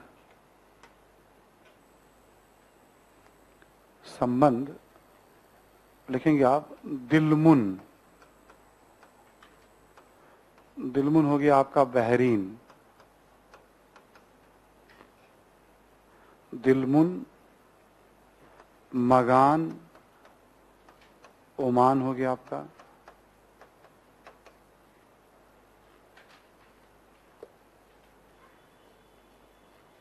फारस की खाड़ी वाला इलाका हो गया आपका ये।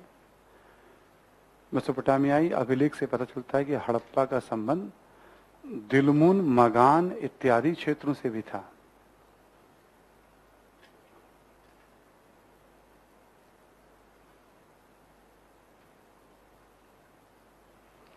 दिलमुन, मगान इत्यादि क्षेत्रों से भी था। इसे में लिखें हड़प्पाई वस्तुएं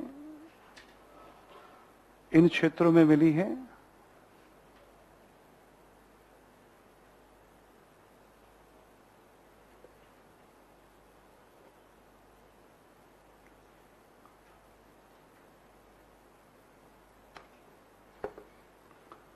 और मेसोपोटामिया की वस्तुएं हड़प्पाई क्षेत्र में कम मिली हैं। मेसोपोटामिया की वस्तुएं हड़प्पाई क्षेत्र में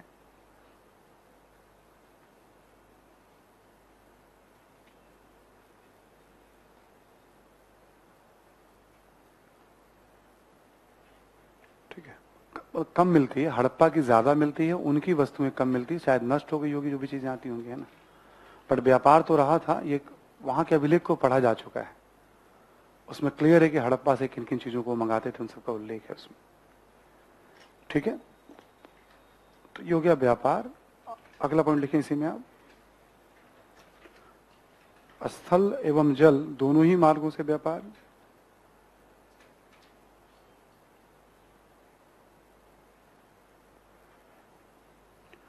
स्थल एवं जल दोनों ही मार्गों से व्यापार, कॉमा देकर लिख लेना इसमें। जल मार्ग का अधिक महत्व रहा होगा।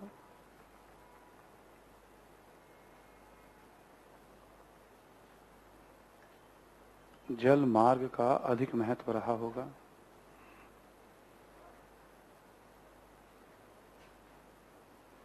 लिख लिया आपने, अधिक महत्व रहा होगा। एग्जाम्पल लिख लें आप यहां पे। लोथल से एक डॉकयार्ड का साक्ष्य,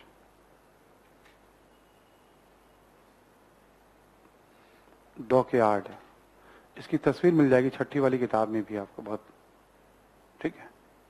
डॉकयार्ड का साक्ष्य मतलब वो जगह जहां नाव, बंदरगाह जैसा, जहां माल उतारे और चढ़ाए जाते होंगे। पक्की ईंटों का बना हुआ बहुत विशाल संरचना है ये। एक और लिखे आप कॉमा देकर के, दैमाबाद से कांसे के रथ का साक्ष्य।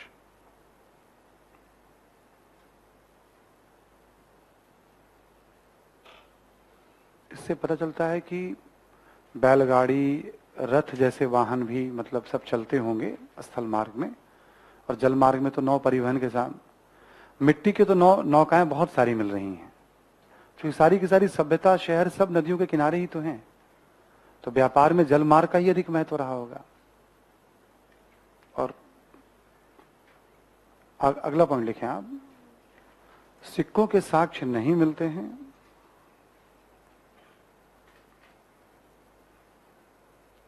सिक्कों के साक्ष्य नहीं मिलते हैं। संभवतः वस्तु विनिमय प्रणाली प्रचलित रही होगी।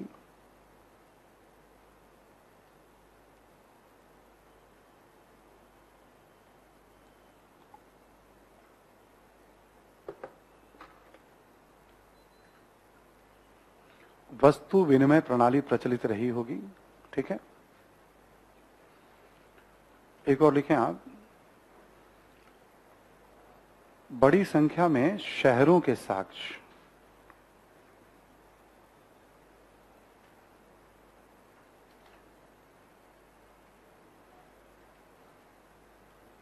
ठीक है, कॉमा लेकर लिखें, भारतीय उपमहाद्वीप में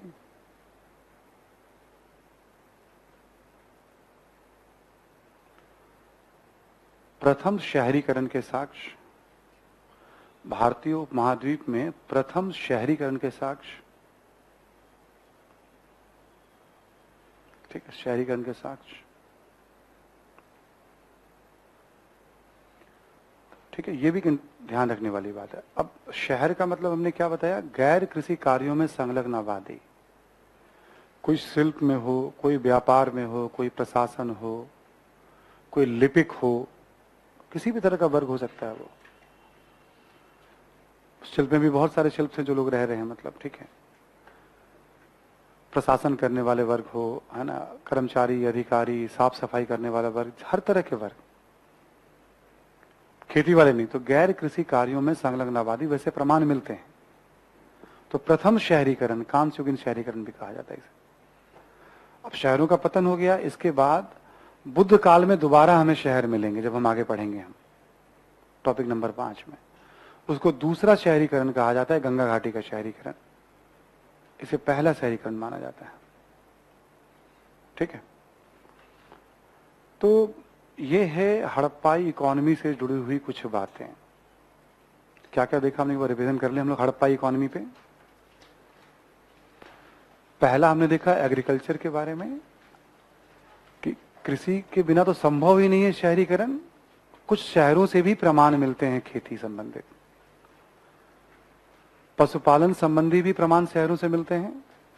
बट जब यहां तक सभ्यता आई नवपाषाण काल के बाद, तो पशुपालन का ज्ञान तो वैसे भी सबसे हैंडी होगा। पशुओं की देखो ना कितनी उपयोगिता है, परिवहन में उपयोगिता है, खाद्यान्न के रूप में उपयोगिता है, दूध के रूप में उपयोगिता है, मांस के रूप में उपयोगिता है, मतलब मांस कह लो, दूध कह लो, हर तरह की उपयोगिता है उनकी। तो पशुपालन तो है ही एक बहुत बड़ा आधार, आज भी आधार है। जिनके छोटे मोटे खेत होते हैं गांव में देखोगे, या जो भूमिहीन श्रमिक होते हैं, वो फिर भी पशुपालन कर लेते हैं थोड़ा बहुत। वो एक आय का भी जरिया है। और गरीब से गरीब व्यक्ति भी समाज में देखोगे आप, ग्रामीण क्षेत्रों में जो रहता है, एक अच्छी बात है कि बहुत चांसेस होते हैं कि उन्हें बेहतर दूध मिल जाए कम से कम। और दूध बहुत सारे पौष्टिक गुणों से भरपूर होता है, तो उनके हेल्थ जो बेहतर एक होते हैं, उसका एक बहुत बड़ा आधार होता है अच्छे जगह रहना, और कुछ खान पान की चीजें बेहतर होती हैं। शहरों में सुविधाएं बहुत होती हैं, बट जब हम गुणवत्ता की बात करेंगे हम, तो अब ऐसा तो कोई पैमाना है नहीं अपने यहाँ बहुत, फिर भी गुणवत्ता में बहुत फर्क पड़ जाता है। शहरों में सुविधाएं बहुत होती है, हमेशा ध्यान रखिएगा। पशुपालन हो गया, बहुत सारे शिल्पों की बात की, शिल्पों में इंफॉर्मेशन भी दिया हमने। जैसे लोहे का ज्ञान था क्या? नहीं था ना, ठीक है। और अलग अलग शिल्पों की हमने बात की, मोहरों की, मनकों की। मनका बनाने का कारखाना कहाँ था, तो हमने बताया आपको, ठीक है। और किस पत्थर वगैरह से बनते थे, इन सब की बात। हाँ बोलिए। अलग हो जाएंगे नहीं, आप जैसे आपके पॉकेट में पैसे सिक्के होंगे, और जब आप आईएएस बनेंगे तो आपके पास एक मुहर होगा जो आप उस पर स्टैंप करेंगे। आप मुहरों को पैसे के रूप में कैसे यूज करोगे तुम? अच्छा, उसकी बात करो, मैं सील की बात कर रहा हूं, इसलिए इंग्लिश में कह रहा हूं। जो मुहरे थे ना, मध्यकाल में वो वर्ड था, वो असरफियां, मुहरे, ठीक है। ये मैं सील की बात कर रहा हूं आपसे, मैं सील, ठीक है, उस सेंस में मैं कह रहा हूं आपको, इसलिए इंग्लिश वाला वर्ड भी यूज कर रहा हूं कि सुनने में कठिनाई ना हो किसी को, ठीक है। तो हम लोगों ने शिल्पों की बात करी, फिर आंतरिक और बाह्य व्यापार की बात की, ठीक है, परिवहन के बारे में।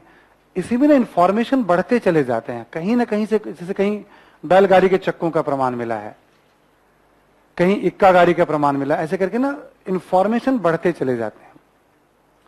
संदर्भ यही होता है हमारा। ऐसे ही जो साक्ष्य मिलते हैं उन साक्ष्यों के आधार पर सोसाइटी के बारे में भी एक अनुमान लगाया जाता है। हड़प्पाई समाज, पर जब हम समाज पढ़ते हैं किसी भी काल का, तो हम क्या क्या ध्यान रखते हैं उसमें? हम अलग अलग वर्गों के बारे में, वर्ण के बारे में, जाति के बारे में, भारतीय समाज की बात करें तो हम दास प्रथा के बारे में, छुआछूत के बारे में, ये सब सामाजिक जीवन की विशेषताएं रही हैं, कुरीतियां भी हैं, विशेषताएं भी कह लीजिए, अब समाज का पार्ट रहा है, हिस्सा रहे। हड़प्पा में था या नहीं, वर्ग तो थे, भेदभाव भी रहा होगा, बट हम कह नहीं सकते किस रूप में रहा होगा। देखिए आप जरा समाज के बारे में, जैसे ये बताया आपको अर्थव्यवस्था के बारे में, वैसे समाज के बारे में कुछ पॉइंट लिख लें आप कि समाज में किन तत्वों को लेंगे आप। लिखें विभिन्न वर्गों, समाज में लिखें आप विभिन्न वर्गों, कौमा वर्ण व्यवस्था, वर्ण व्यवस्था, जाति व्यवस्था,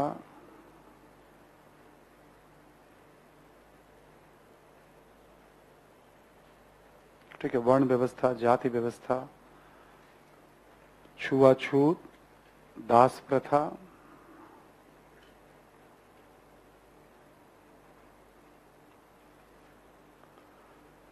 इसी में लिखें महिलाओं की दशा,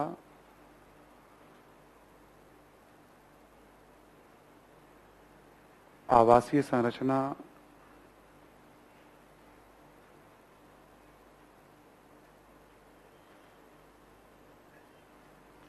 कौमा खान पान,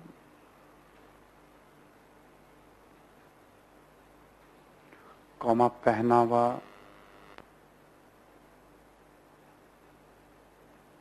शिक्षा, धार्मिक विश्वास या धार्मिक गतिविधियां, भाषा, लिपि इत्यादि। ठीक है, किसी भी काल की समाज की जब बात करेंगे, इनमें से ही कुछ कुछ बातें जो जो महत्वपूर्ण होती हैं वो, हड़प्पाई समाज भी पढ़ेंगे तो हम इनमें सारी बातों को देखेंगे। अब जैसे हड़प्पा का जो टाउन प्लानिंग है उसके बारे में थोड़ा बहुत सबने सुना ही होगा। एक आइडिया मैं दूं आपको, जैसे मान लो ये शहर है, सपोज दैट पूरा का पूरा ये एरिया है, 2-4 वर्ग किलोमीटर का एरिया है, तो क्या देखा गया, पश्चिम की तरफ ऊंचाई पर, पश्चिम की तरफ ऊंचाई पर बहुत सारी इमारतें बनी हुई हैं और चारों तरफ से उसकी किलेबंदी की गई है, दुर्गीकरण किया गया है। और फिर पूर्व की तरफ पूरा का पूरा शहर जो है, मतलब ऐसे करके चौकोर चेस बोर्ड पैटर्न पे बना हुआ है, इमारतें बनी हुई हैं ऐसे या ऐसे करके पूरा एकदम कतार में। तो एक तरफ थोड़ी बड़ी बड़ी इमारतें हैं, फिर एक तरफ बहुत प्लांट वे में इमारतें हैं। ठीक है, ऐसे भी देखोगे आप बहुत सारे ऐसे धातु हैं जो थोड़े कीमती हैं, कम मिलते हैं, है ना। तो साक्ष्यों के आधार पर ऐसा माना जाता है कि समाज में कई सारे वर्ग रहे होंगे, और साक्ष्यों से यह भी लगता है कि इन वर्गों में भी किसी न किसी रूप में भेदभाव, सामाजिक भेदभाव तो साफ साफ दिखते हैं, बनावट से दिखते हैं। जैसे हाथी दांत की बहुत कम वस्तुएं मिल रही हैं, सोना चांदी की बहुत कम वस्तुएं हैं, पत्थर की बहुत कम मूर्तियां मिल रही हैं अब। ठीक है, शायद बहुत महंगा आर्ट रहा हो उस समय, कला रहा हो, तो वो सब बताता है कि किसी न किसी रूप में समाज में, पर हम कह नहीं सकते वो क्या रूप रहा होगा उसका। तो अब चूंकि हड़प्पाई लिपि नहीं पढ़ी गई, तो हम वर्ण, जाति, छुआछूत, दास प्रथा, इनके बारे में कुछ कह ही नहीं सकते हैं। ये तो वैदिक काल से बातचीत शुरू होगी इसके बारे में। ठीक है, तो अब लिखो हड़प्पाई समाज पे एक पहला पॉइंट लिख लो आप जरा, लिखो आप, समाज में विविध वर्गों की उपस्थिति की जानकारी मिलती है, उपस्थिति का अनुमान लगा सकते हैं या जानकारी मिलती है।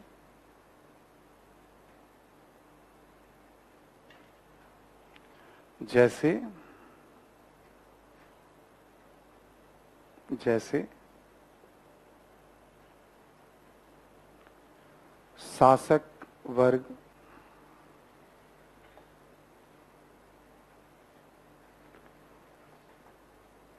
कौमा निचले शहर में रहने वाले लोग, निचले शहर लोअर टाउन कहते थे इसको, में रहने वाले लोग, व्यापारी,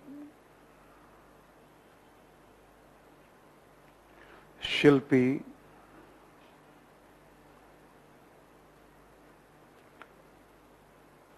श्रमिक,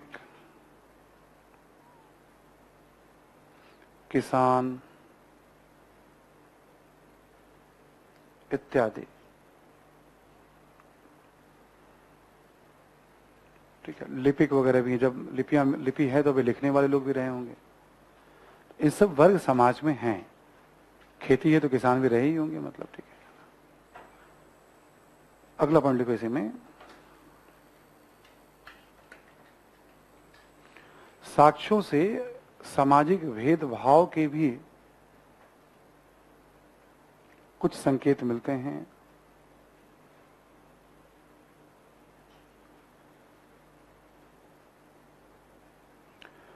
जैसे मकानों के बनावट के आधार पर शासक एवं शासित का भेद,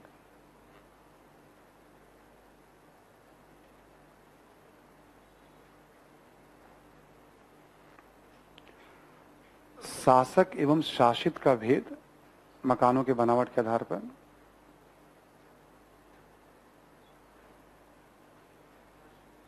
शासित, जिन पे शासन हो रहा है। एक तरफ बड़ी बड़ी इमारतें हैं, फिर छोटी छोटी मकान बने हुए हैं, मतलब, है ना। तो एक अंतर ऐसा रहा होगा, है ना।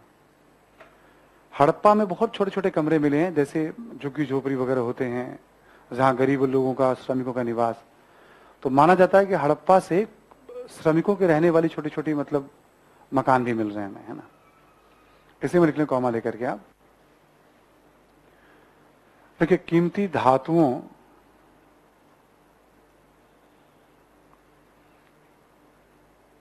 एवं कुछ अन्य साक्ष्यों के आधार पर भी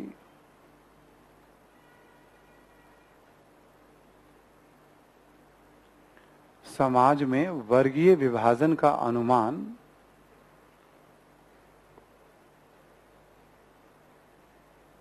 लगाया जा सकता है,